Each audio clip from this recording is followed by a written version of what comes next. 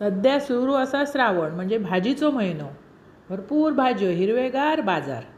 आणलंय, स्वच्छ धुतलंय, फुसलंय, बारीक चिरून घेतलंय. नंतर एक कढई घेतलंय, त्याच्यात घातलंय तेल, बारीक चिरलेली भेंडी घातलंय आणि खमंग परतून घेतलं. ही गावठी भेंडी असा, त्यामुळे ती परतताना पण सुगंध भारी येता.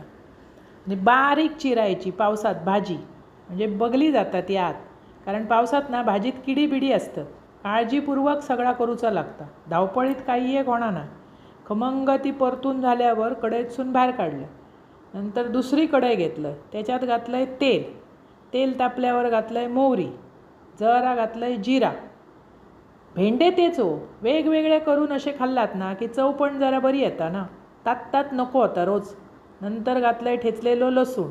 मुलं अशी भाजी दिलास ना वेगवेगळी की आवडीन घेऊन जातात. नाहीतर त्या भाजयेचा तोंड बघणत नाही, नको म्हणतात ते भाजी. तीच भाजी माका नको. त्याच्यामुळे असे त्योच भाज्यो पण वेगवेगळ्यो करून दिलास की चव मस्त येता ना, मग ती आवडीन नेतात.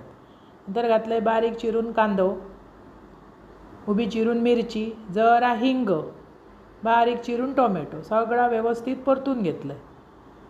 अशी चटपटीत भाजी बरी लागता हो. जरा घातलं आहे मीठ, म्हणजे कांदो आणि टोमॅटो पटकन शिजान येता बरं. आणि वाफवलं आहे. वाफलास की पटकन शिजता ना. झटपट होणाऱ्यो भाज्यो, 1760 भानगडी काही एक नाही. पण अशो करून खाशात ना, जिबेक चव भारी येत आहे. चपाती भाकरेवर मस्त लागतं ही भाजी. त्याच्यात घातलं आहे हळद, लाल तिखट, मिरची घातलास तरी लाल तिखट घालाय.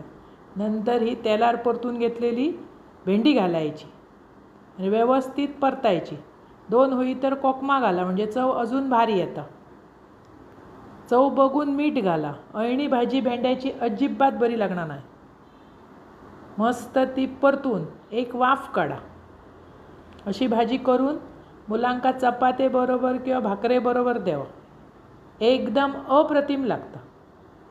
एकदा दिलास की मुलं अशीच करून मागतली. वया तर खोबरा घाला, नाही घातलास तरी चालतं. आमका सवय म्हण आम्ही घालतो. अशी भाजी करा, खावा, अप्रतिम चव.